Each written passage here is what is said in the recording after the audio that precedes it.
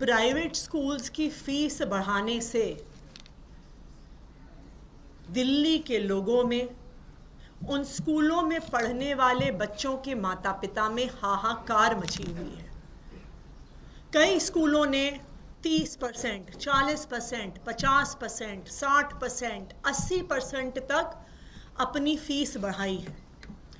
तपती हुई गर्मी में 40 डिग्री टेम्परेचर में माता पिता स्कूलों के गेट के बाहर प्रोटेस्ट कर रहे हैं। कल तो एक महिला प्रोटेस्ट करते करते बेहोश भी हो गई, लेकिन स्कूल वालों ने गेट नहीं खोला, उनकी बात नहीं सुनी।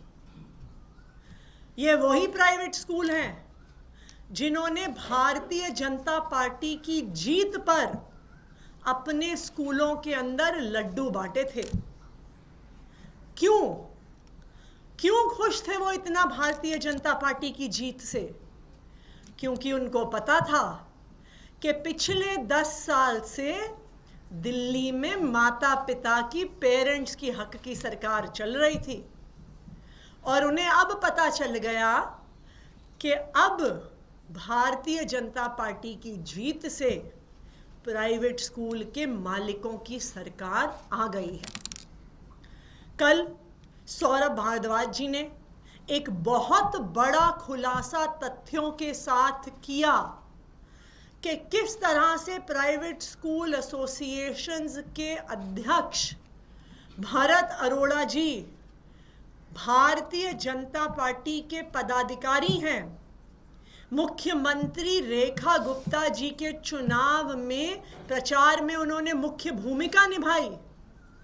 भारतीय जनता पार्टी के लिए चुनाव में वोट मांगे। तो ये बिल्कुल साफ है कि भारतीय जनता पार्टी में और प्राइवेट स्कूल के मालिकों में साठ गांठ है, और वो साठ गांठ भरत अरोड़ा जी के माध्यम से चलती है। जो प्राइवेट स्कूल की एसोसिएशंस 10 साल से आम आदमी पार्टी की सरकार से लड़ती रही कि फीस बढ़ाओ, फीस बढ़ाओ, फीस बढ़ाओ, उस प्राइवेट स्कूल एसोसिएशन की असलियत सामने आ गई कि वो भारतीय जनता पार्टी की एसोसिएशन है। इन प्राइवेट स्कूल के मालिक ना सिर्फ भारतीय जनता पार्टी के समर्थक हैं, बल्कि भारतीय जनता पार्टी के सदस्य हैं।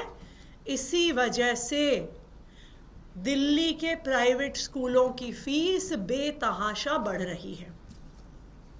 इसी संदर्भ में, इस 60 गांठ के संदर्भ में एक बहुत बड़ी खबर हमें मिली है, विश्वसनीय सूत्रों से मिली है, कि 6 अप्रैल को संडे को दोपहर 1 बजे आशीष सूद जी के निवास पर उनकी मीटिंग प्राइवेट स्कूल के मालिकों से हुई है।